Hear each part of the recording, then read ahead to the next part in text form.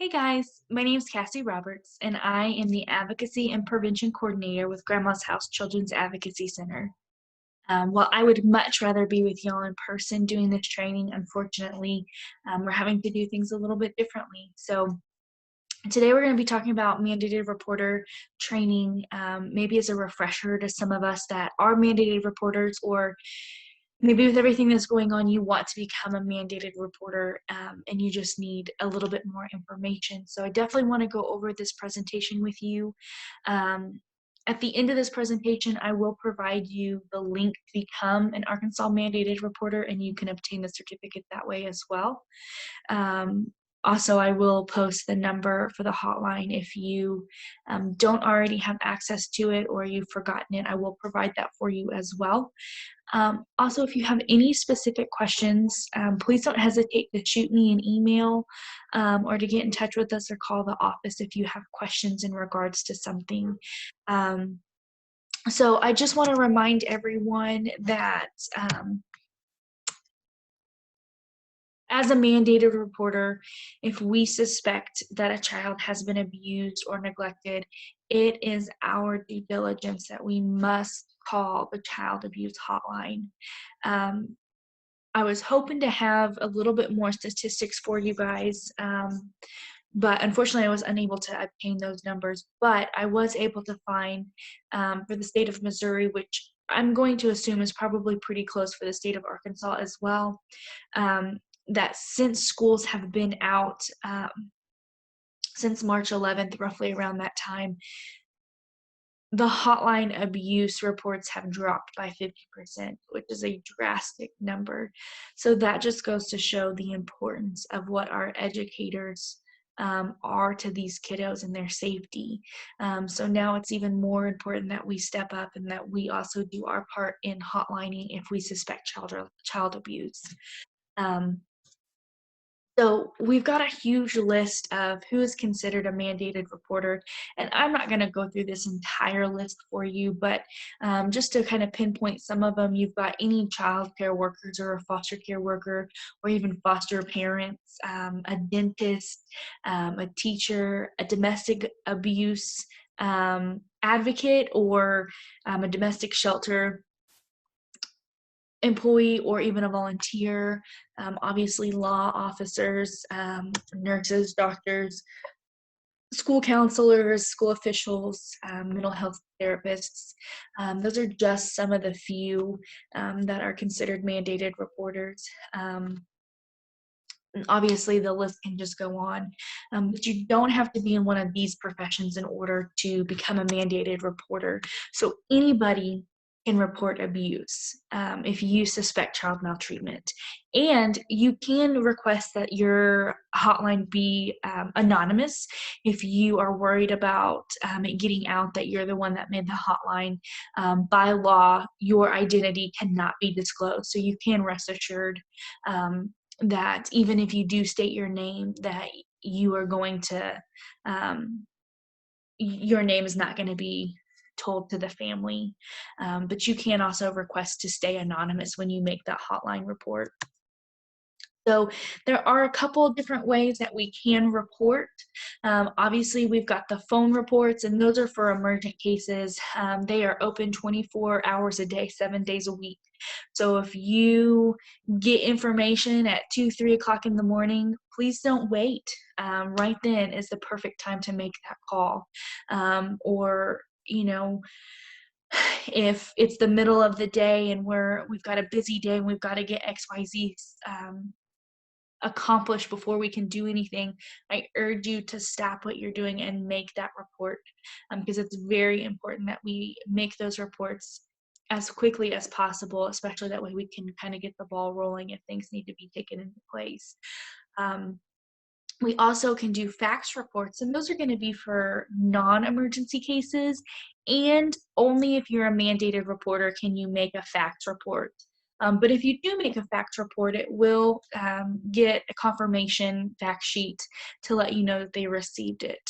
oftentimes the hotline workers will go ahead and give you a call if they need more information, or if they had a question about something, they will contact you. So please, if you send a fax, make sure that you put a phone number that they can reach you at. Again, we still don't have online reports available, but if we did, or if you're watching this from another state, check with your state to see if they have that availability. But if you make an online report, that's going to be very similar to a fax report. Those are only going to be for non-emergent cases. So again, if something is very important and a child's life could be in danger, please don't hesitate and make that phone call at any part of the day, any day of the week. So our benefits of reporting are when you make that hotline call, you've got trained staff that's going to help gathering information, and they're going to be screening those reports. Also, reporting is the fastest route in order to get help to that child or family. Also, when we report, we're creating that trail, regardless of a digital trail, a paper trail, we're creating that trail. Let's say you call and make a hotline, and it doesn't get accepted, but somebody else calls maybe a couple days later and they provide more information than what you had, and we're just creating that trail for this child, and hopefully in order to give them some of the help that they need. And it allows for everyone to know what their responsibilities are. For you as the reporter, for the hotline to know what they have to do. There's just so many more benefits of reporting than not reporting. Also, it's potentially saving a child's life. So that's a pretty big benefit of reporting as well. So a lot of times we get, when do I need to call? So as mandated reporters, there are set objective standards. So if you have a reasonable cause to suspect, or if you observe, so anything that you are suspecting for child maltreatment, or the child has died and you suspect that's a result of child maltreatment, or if you're observing a child being subjected to conditions that would reasonably result in child maltreatment, that's when we need to call. They can arise through direct observations. They can arise by secondhand reports. So somebody telling you this. And child maltreatment includes abuse, neglect, sexual abuse and exploitation, and drug endangerment. So there are a lot of, I know those are only just 4 categories, and so you're like, what if something doesn't fall under those? If you still suspect that the child is in danger or in harm's way, or any type of child maltreatment, please just go ahead and call it in. And that way you've at least done what you thought was best for that child in good faith. So there are some consequences to a failure to report, and we don't put this in here to scare anyone, just the significance of being a mandated reporter. So if we fail to report, that can be considered a Class C misdemeanor. In reporting false allegations, that's a pretty big deal as well. If that's your first strike, it's considered a Class A misdemeanor, but it can also be considered a Class D felony. So we have to make sure that if we are reporting, we're not exaggerating what we're reporting what we know. And that is a very important thing to take away. But rest assured that you cannot be sued for making a report if you are acting in good faith. So just remember, like I said, we don't put this in here to scare you guys, but just to show the significance and the importance of being a mandated reporter. But it is our job as mandated reporters to report any child abuse or maltreatment. So just kind of keep that in the back of your mind. So you've got abuse, and we're going to kind of define the 4 steps of abuse, neglect, sexual abuse and exploitation, and drug endangerment. So we're going to kind of go through all those different categories. So for abuse, for the physical and emotional side, it's an unreasonable act or omission by a parent, a guardian, the custodian, a foster parent, any adult that's living in that child's home, or maybe anybody over the age of 10 that is supposed to be watching that child, or anybody that's legally responsible for the child's welfare. So the abuse may or may not cause injury. So, um, just think about it that way. But we also want to talk about what is not considered abuse. And so just keep in mind that any reasonable and moderate disciplinary actions are not abuse when they're inflicted by the parent or guardian of the child, and for the purposes of restraining and correcting the child, and the child suffers only transient pain or minor temporary marks. So I made a point to enunciate really well the and parts, because all three of those things have to be in motion for that to be considered not child abuse under reasonable and moderate disciplinary actions. So acts that are likely to cause and which do not cause serious injury, or excuse me, which do cause more serious injury, those are not considered reasonable and moderate discipline.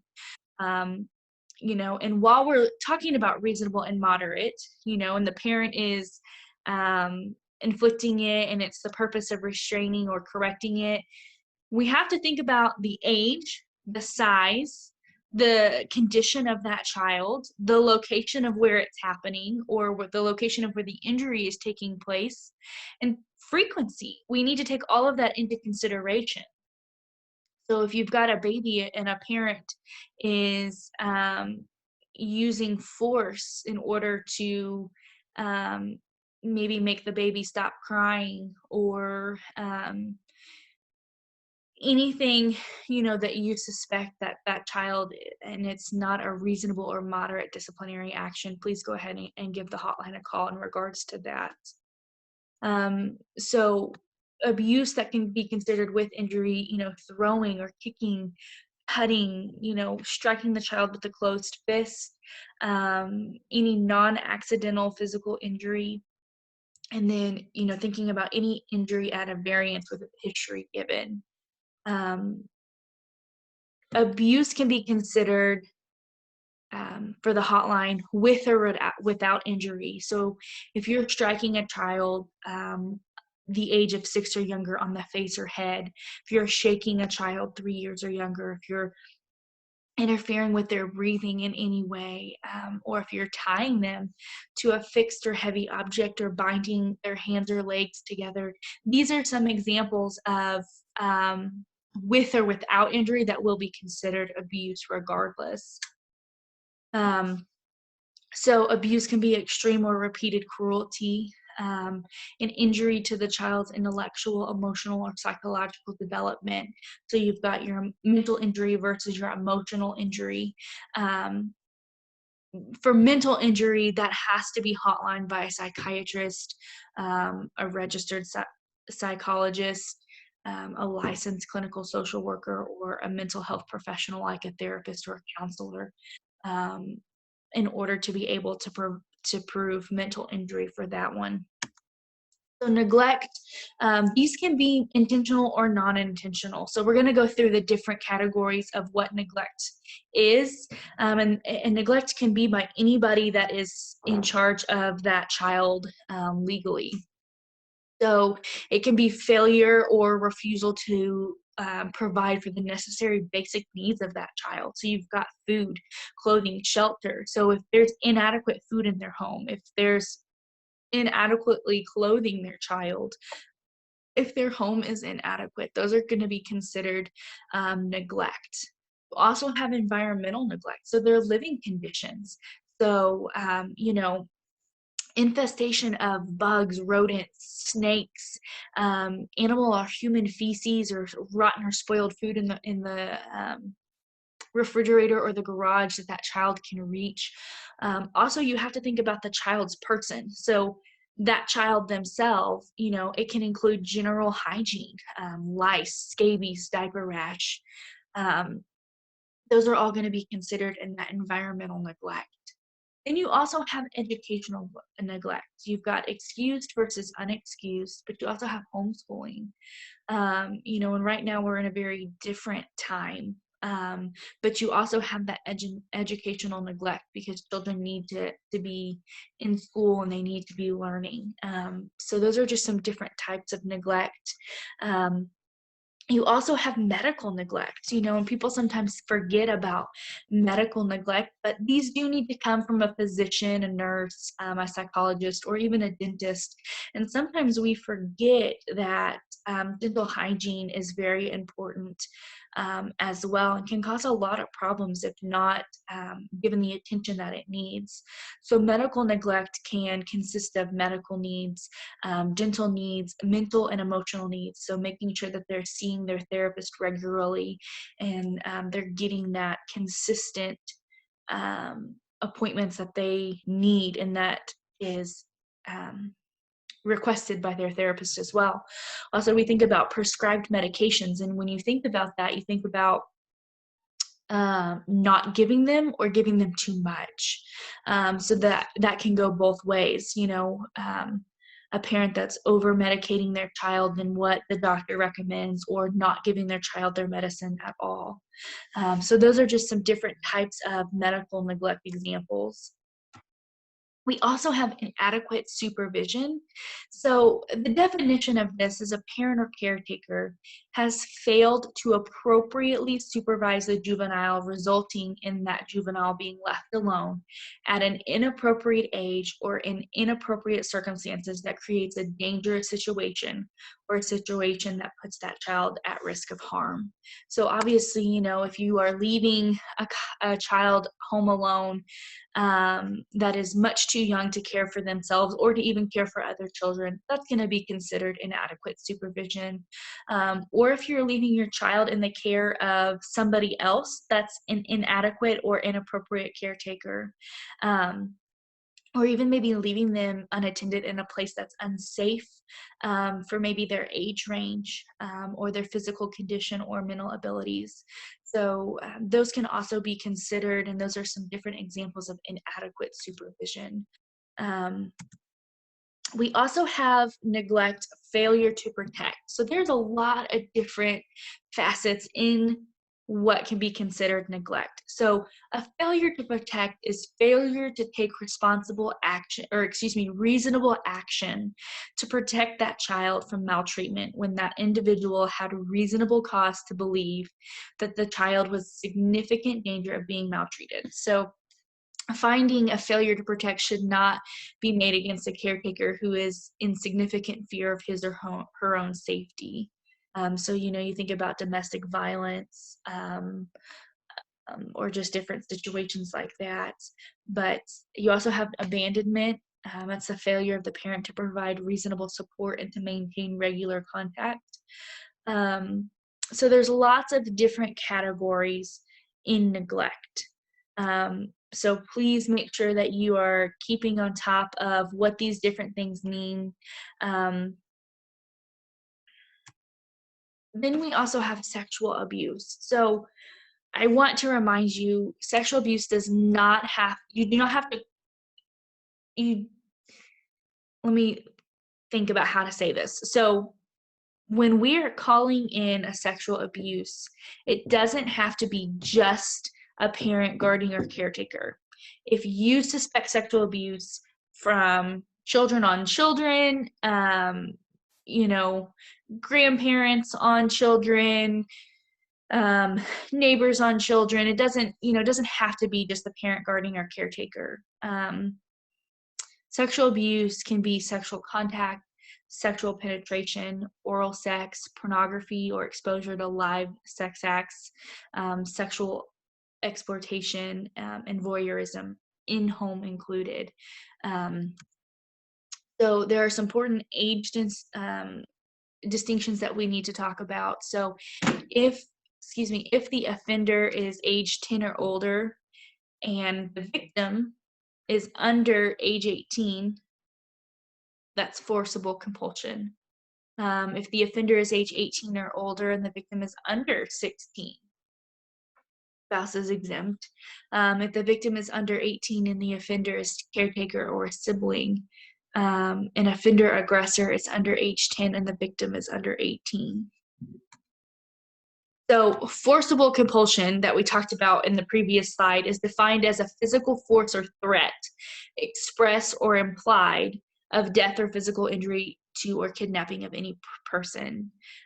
So, the child abuse hotline shall only accept reports of child maltreatment, naming an adult as the victim if the alleged offender is a caretaker of any child and the person making the report is one of the following. So the adult victim, a law enforcement officer, the counselor or therapist, or the offender's counselor or therapist. So what to report? We want you to report facts and observations, and that does also include secondhand observations. Please use, if you can, exact quotes of disclosure or other concerning statements when possible.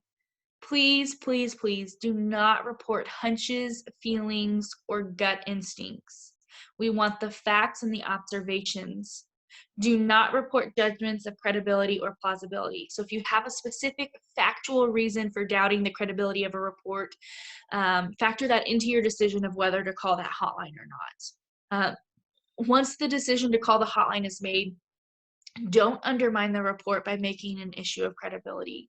So please, again, I cannot stress the importance of please report facts and observations. Do not report feelings or hunches or gut instincts. Our hotline people need those facts and observations, especially if we want to help the children as best as we can. So some reporting tips. It is okay to suggest others to make hotline reports. Give them that hotline number, inform them of the procedures and confidentiality, especially if they know something. Suggest that they make a hotline report. We want you to gather essential information before making the call. What happened? Where is the child now and for how long? Does the offender have access to the child? But please do not interview the child. These are just essential information that we would like for you to have beforehand, but we do not need you to take the kid into a corner and ask them a ton of different questions and give you detail by detail, because we have trained staff that will do that at a different time. We also want you to call 911 or local police in an emergency situation. We also ask that you advise others to do so as well. You can make notes when you're taking secondhand information. That way you will have everything prepared in order to make the hotline call. And you want to let the hotline know if someone else may be calling to report the same incident. That way they can have a reference number ready and kind of make sure that they know that all of their employees know that there should be another call coming in. Again, we do not need you to conduct your own investigation before making a report, and you do not have to wait to get permission before you call. If you suspect or if you have seen child abuse maltreatment, please go ahead and give the hotline a call. You do not have to ask for permission in order to do that. So some of the just basic information that they're going to need. They're going to want to know the victim's name. They're going to want to know the birth, the date of birth, but if you don't have that, just giving an approximate age will do as well. They are going to want to know the gender. If you haven't, they're going to want to know the address or the phone number of a caregiver. And then they're going to want to know the narrative. So the narrative alleged abuse is what happened. Why are we reporting this? And so that's what they're going to consider the narrative of it. So you've got some things that, well, what if this isn't maltreatment? So it doesn't fit any definition of abuse or neglect, or there's not enough information to report, or maybe that victim is adult. So you can still make a hotline, and some of the things that Arkansas doesn't have in place yet are for choking or shoving or domestic violence, but you might hear the reporter say, well, we're going to accept this under a threat of harm because we don't necessarily have something in place for choking. So let's say, if I was holding a baby in my arms and my husband came in and struck me across the face. So that could be a potential threat of harm against that child if I was holding the child, because if he hit me, there was a good possibility that he might have also hurt the baby. But if the baby was in another room and I got struck, then that might not necessarily be considered that they would accept that if the child was out of harm's way. So the hotline workers are trained in this, and they're going to try to, if we have choking or shoving or domestic violence or anything, and if the child is in any way in any type of danger, they may not put it under those different types of abuse, but they might put it under like I mentioned, a threat of harm or something along that lines. So, please don't second guess yourself. If you are unsure if it constitute maltreatment, just go ahead and report it and let the hotline reporters decide that for you. And if it seems that the report should have been accepted and wasn't, call us at Grandma's house and we can try to explain why, or maybe we can help you in how to have some specific wording for the hotliners. So again, if just don't second guess yourself. If you think a child is being abused, please report that. But if you have questions, or if it was not accepted and you want to maybe understand why, please go ahead and give us a call and we can try to help walk you through that, and maybe help you understand a little bit better. So I definitely just want to thank you for your time. If you have any questions, please give us a call at 870-391-2224. You can also visit our website at grandmasHouseCAC.com, and my email address should be on there, but we are also going to provide that mandated reporter link, that if any of you that are watching that are not a mandated reporter and you would like to become one at this time, you will be able to take that and then get your certificate for that. So I thank you guys for listening with me, and if you have any questions, don't hesitate to reach out. Thanks, guys.